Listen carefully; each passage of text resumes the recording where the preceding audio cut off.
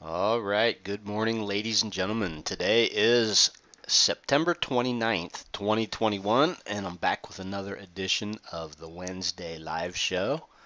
And a lot to talk about today, but not a whole lot going on as far as our actual trades. However, as you probably noticed, hopefully, there are some pending trades starting to stack up with this recent market sell off. So let's dive right into it here. Um, Yeah, so basically, basically we were able to pretty much sidestep this sell-off. I know sometimes it seems like everything's kind of on hold, but the idea is that we had a few open positions that actually did pretty good. We had a couple of them that were open for quite a bit of time that sort of captured this end of summer rally here. Had a couple good gains, and then there was a couple that had minimal stop outs, right? But add them all together, and so we did pretty good on this like last little leg up here. And then when the sell-off started, that's when the positions basically got closed, and so then there was a period of time, like a week, I think, when the system just wasn't really finding anything during this week, like right before this big gap down drop here, the system wasn't really finding anything that was set up, and so um, even if it was, I don't know if anything would have triggered in or not. But so we managed to basically sidestep that, and it's kind of when there's no activity at all. I know it's kind of boring, but then again, anybody that was kind of loading up on just this minor dip down here to the 50-day would have would have probably got knocked out there. And then this little rally here is the most interesting thing, because this most recent rally up until yesterday kind of had everybody excited about, the worst of the sell-off was over and probably going right back to the highs and that. And so it's amazing how the sentiment swings so quickly. You get kind of a slow motion little sell down, no big deal. And then that day there was that was obviously a day when a lot of individual stocks really got hammered. So, and yesterday too, I was noticing that in a lot of my watch lists, market was down, geez, a couple of percent.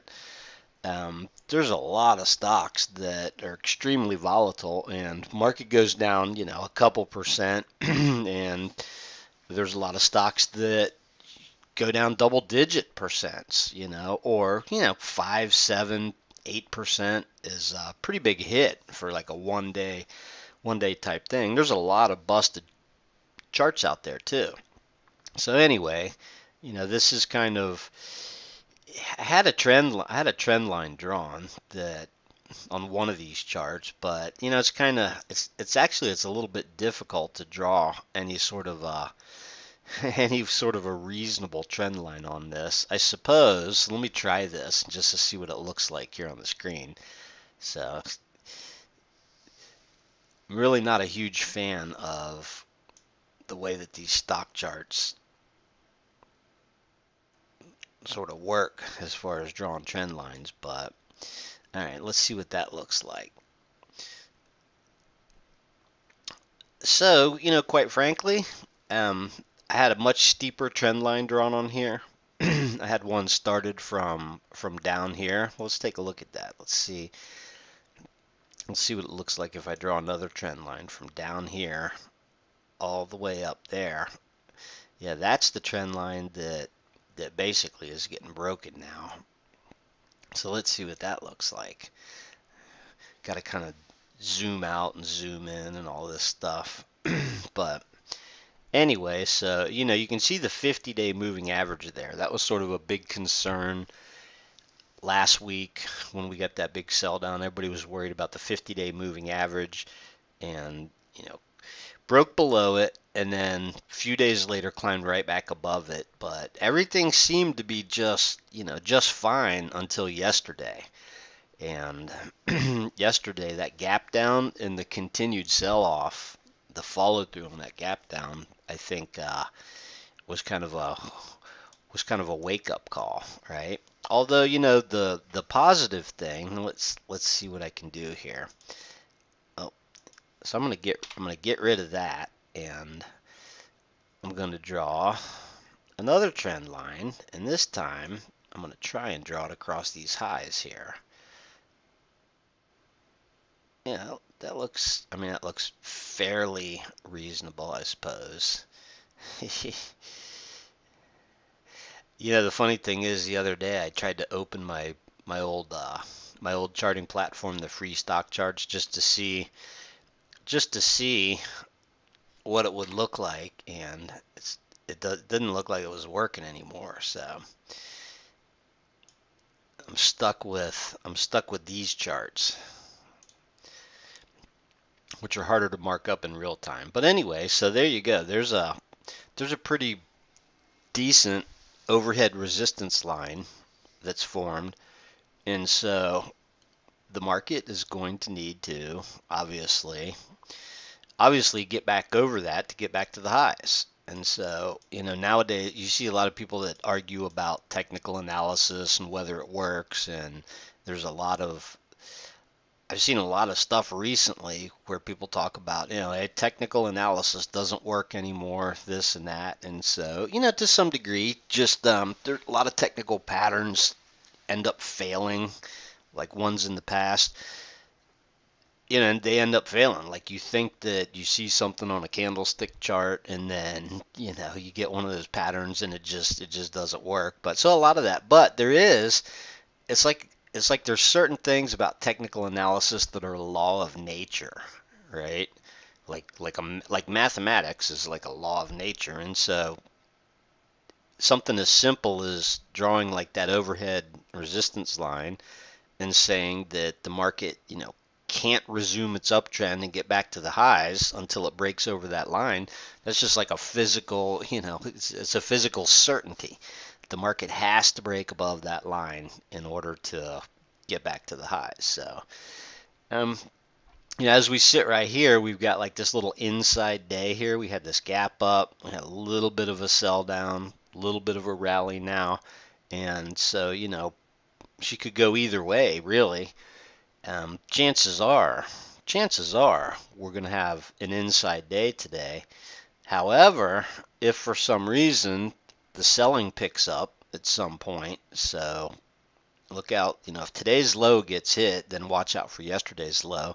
What I was about to say is one of the positive things that we have going here is I'm trying to get rid of this trend line. We have a higher low, right? And actually, we've got kind of, these little sell downs here. Let me go back one more. Yeah, we've got, there was a big sell down here in May,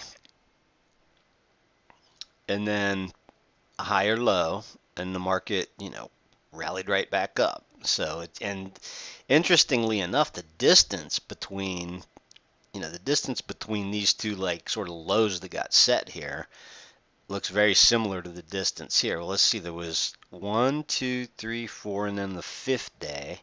1, 2, 3, 4, 5, and then the sixth day. So there's like a 1 day difference there. So what I was thinking about doing here is just picking these two most recent lows here. There we go. And drawing an uptrend line between those. So, and then on this one, if I can extend that out a little bit, and there we go. That looks a little bit better. So, it turned out okay, I suppose. So, I mean, basically, well, this one should be a little bit lower. Anyway, but you get the basic idea there. So, connected the two most recent sort of spike down lows and drew an overhead resistance across the highs, and so that's where we find ourselves. Below the 50-day moving average. I should probably put a 100-day on here. The 200-day is way down here.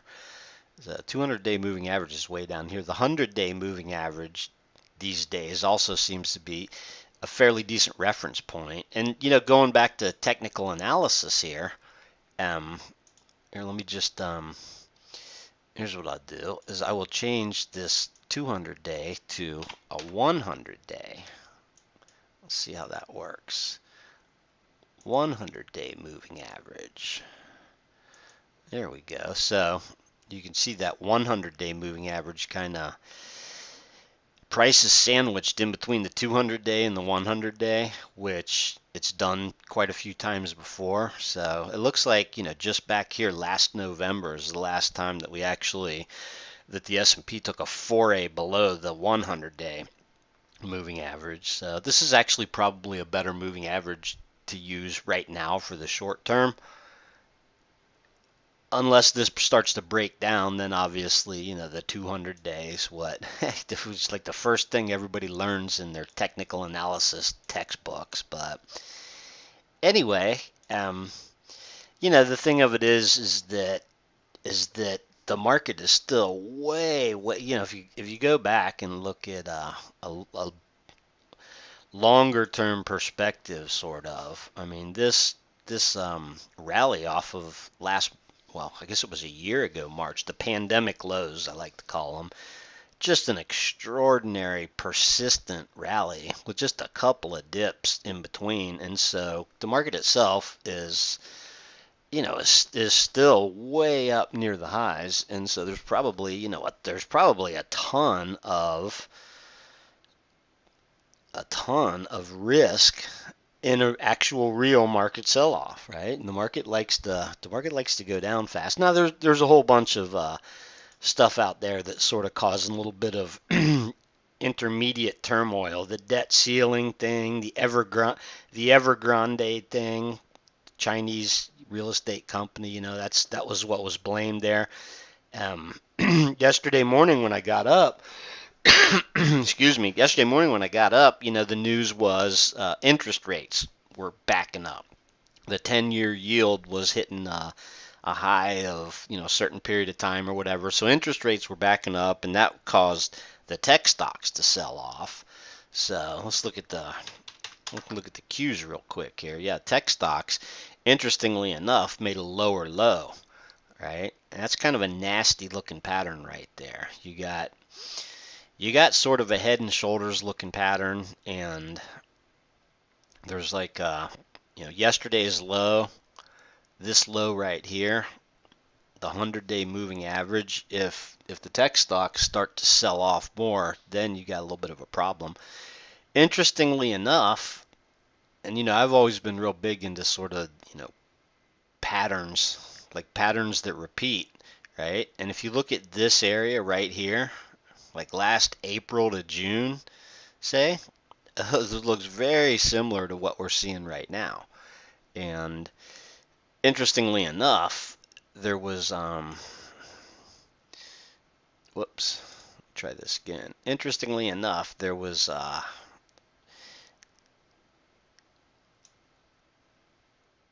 this, right? Basically, this big hump, and then it never really broke down from, I guess you could call this a head and shoulders, but it never broke down from like where this hump sort of started and ended, and we're in a similar sort of spot right now. So that's something to keep an eye on, right? And of course, if it pokes down here a little bit, probably not a big deal, but I would say on the Nasdaq 100, if it breaks below this 100-day, and then of course there's another sort of major low right there, but I think that this spot here, yesterday's low, is going to be pretty important for this. And you can't see it on the chart, but the RSI is pretty oversold here, and so hey, who knows? The funny thing is that you get a sell down like this, and then this little bounce here, and everybody goes from sort of scared to like back to everything's just fine, and so close to the all-time highs that a few days ago the conventional wisdom was that the worst of the sell-off was over and the market was probably just going to rally back to the highs or whatever, and then you get that retest of the lows, wake-up call. In the case of the Nasdaq, it took out and closed, below all these lows here, and so that's kind of a warning sign. Let's take a look at the Dow here. The Dow, the conventional wisdom is that rising interest rates hurt the tech stocks the most, and that the Dow and the, I guess, old economy stocks, bank stocks, and that are more resilient under those circumstances, which, a lot of times that conventional wisdom is based on history. And so, and then there's the whole idea that rising interest rates sometimes are not actually bad for stocks in the market, because interest rates tend to rise when the economy is real good. So, we're in just a really unusual sort of environment in that, it's very difficult to tell how good the economy's doing. We got inflation, and so we've got we've got inflation. There's no question about it. And so now that the Fed has let that genie out of the bottle, it's going to affect a lot of stuff. And of course, they're blaming the inflation on bottlenecks, and you hear about all the container ships that are backed up and they're not being unloaded, and then there's shortages of stuff because companies can't find truck drivers, and so there's just a whole mess out there. But my point is that if inflation is like, say, 5%, and then a company reports increases in, a sales increase of 5%, did they really do more business? So there's a lot of, and that's why economics is such a dismal science, as they say. But anyway, so the Dow itself, fared a little bit better on yesterday's sell-off, well above those lows from back there. And so that's something to watch. So anyway, it's a market of stocks, and the last one I want to look at is the Russell, which, amazingly enough, the Russell has been a little more resilient, and quite frankly, it was closer to the upper end of this range is amazing. I mean, it goes back from February, so you're talking, 1, 2, 3, 4, 5, 6, 7. We're 8 months into this big sort of sideways range, and literally the Russell's like in the same place it was, back here in February. And this is 2,000 stocks, right? So, these other indexes we looked at, obviously the S&P is what I call the market, but, the Q's 100 stocks, and S&P, and of course those are weighted like extremely heavily in, five to seven stocks are basically the market.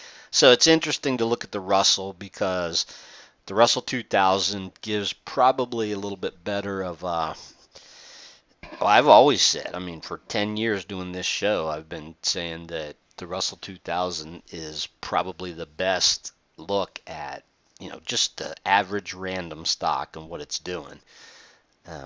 And so, you can see it's been grinding, chopping up and down, and it's sitting right about the same spot that it was, like basically like right in the middle of the range.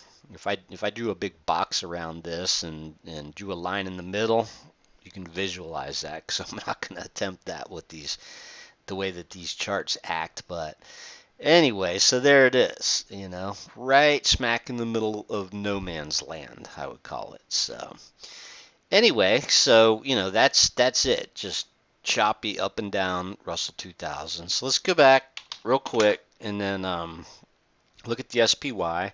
And so it's pretty clear what's going on here.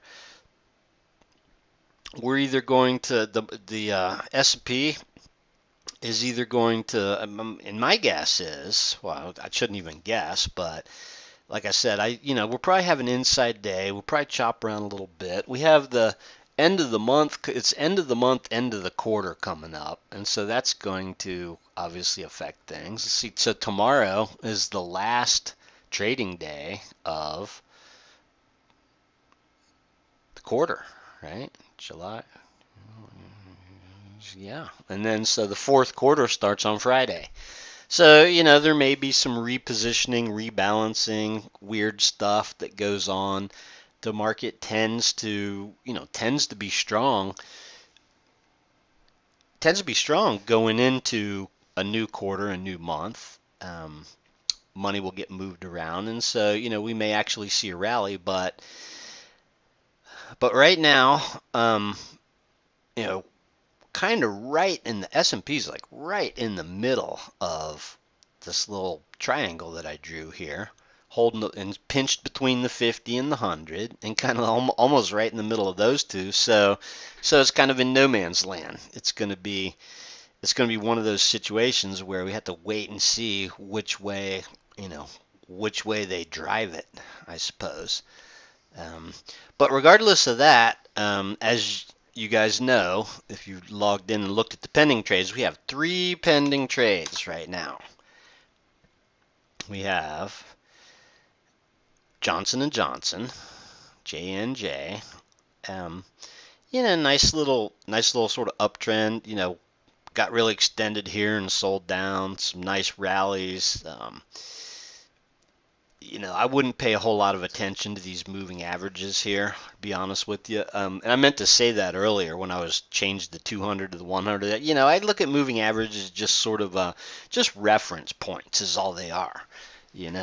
Like I read I saw well, I didn't read it. I saw an article that I think it was Bloomberg or something. I mean, it was the theoretically reputable organization that was, had a whole article about how the S&P, closed below the 50-day moving average, and that's what was, this and that. And so, I mean, they take these moving averages way too seriously. They're just reference points.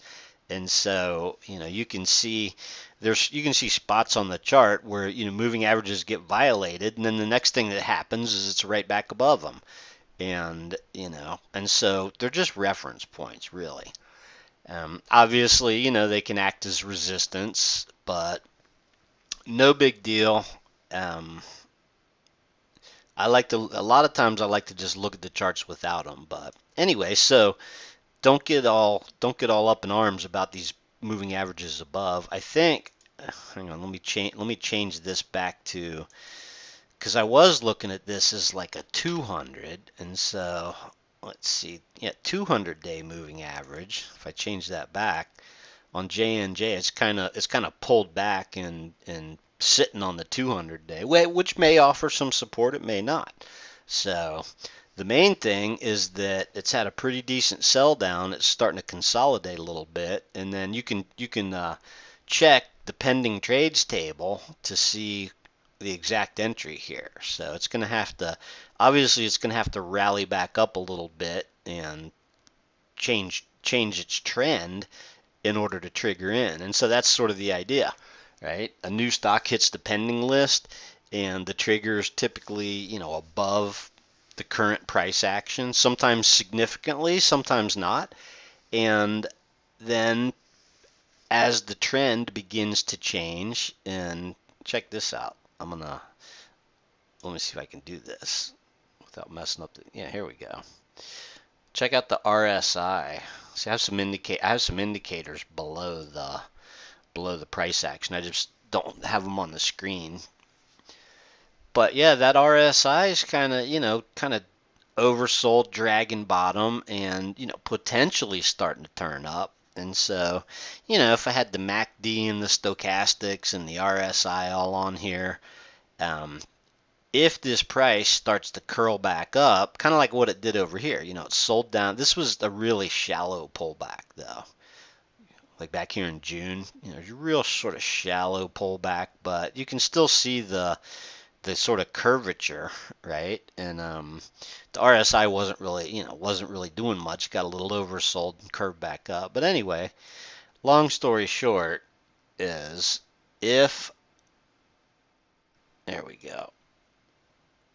If it finds some support here, some consolidation, and then begins to turn back up, well, it'll look pretty good and it'll trigger in. So keep your eye on that trigger price because it can move. Um, and a lot just depends on, and also, here's the other thing too. If for some reason, if this consolidation sort of, if it loses this consolidation and drops down here, say, like below 160 or something, it could potentially come off the list. So it just depends. But anyway, the system identified this as a pretty good spot where it has potential to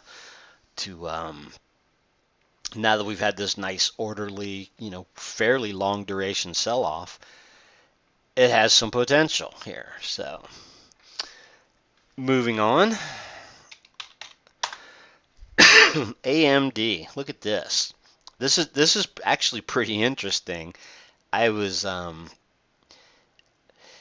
so this came on the list like not yesterday or a day before, like before that, back over here, one of these 2 days. Maybe it was this day, but anyway. So AMD. Do I want to try and draw a trend line? Yeah, why not? Just for fun, because I mean I can see it with my eyes, and so I can see the trend lines, so it would be it makes sense to just draw it just so we can look at it. There we go. All right, so anyway, AMD came on the list, a few days back, and then on Monday, right? And oh, by the way, there's the trigger price, right? So on Monday, it literally like rallied up and closed just a hair below that trigger price. The trigger price was like, maybe a few, I'd have to check the exact numbers, but like, a few ticks above what ended up being the high of the day. But it didn't trigger in because it didn't close above that trigger, even though it broke that trend line. And so like that break into that trend line right there probably, probably because that was a pretty strong day too. So might have sucked some people in. And this is a great, actually a great example of, and it's probably, more of a coincidence than anything that it didn't trigger in, right? But so we got kind of lucky there. We got lucky it didn't trigger in because obviously yesterday was like a really big, a big reversal day, and it took out the low and everything, so it looks pretty nasty. But anyhow, so it still has potential here, obviously. I mean, just because it, but it was kind of a false breakout there, kind of a false breakout that could have potentially sucked some people in, and then only to get reversed. And obviously, you could have a stop down here, but percentage-wise, I mean, it's fairly significant, right? So it would be fairly significant to have, jumped in on this trend line break and then have a stop right here, but we'll just have to see. So anyhow, it is what it is, and so we'll see what happens with this. If it sells off a little bit more, consolidates a little bit more, then this trigger can actually move down, right? They never move up; they always move down. So my guess is, next couple days this trigger line will probably stay in place. And hey, anything can happen, right? We could get a huge end of month snapback rally, or I should say beginning of month, like next week or whatever. So this is a pretty volatile stock, but in the past, we've had some success with some rallies, so it'll be interesting to see. Interesting to see how this plays out. But for right now, it's still pending. And there's one more stock on the pending list, and I'm not really that familiar with this one, but when I looked at it, wow, that was weird. When I looked at this, I was actually pretty impressed by, I was impressed by sort of just by sort of the way that, I'm trying to think of the term that I'm looking here. So it's a well-behaved stock, I should say. There's a lot of stocks out there. I look at the chart and I'm like, wow, this thing's all over the map. Just trades really erratically, and lots of big moves in different directions and gaps, and there's a lot of really super erratic charts, and then orderly. That's the word I was looking for. So this particular stock trades in a very orderly sort of fashion, as you can see. And occasionally I'm going to guess like earnings here and there, or news or whatever, or just moving with the market. There's some blips on it, but for the most part, on a day-to-day basis, it's an orderly chart, nice uptrend, really nice pullback here. And so, again, you can check to see what the exact entry is. The It's got to rally up a little bit, obviously, change in trend, and again, take a look at the RSI down there. Yeah, the RSI went from way overbought to down here into sort of oversold territory, and it's starting to curl back up. So it's got a good looking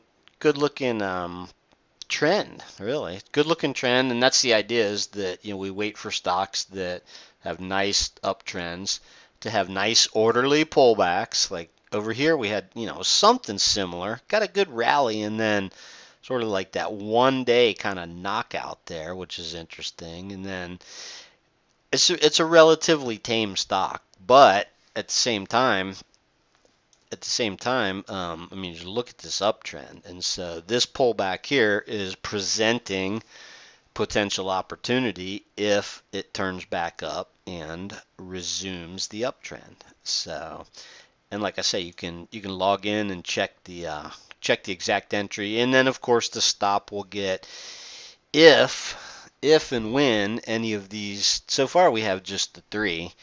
And it won't surprise me to see, a couple of, but that's the way that the system works. When the market has a sell-off, kind of like we've seen, um, these charts start to set up like this, right? And so it takes a little bit of time, but so we may see a couple more get added to the pending list over the next several days, and then we'll have to take it from there.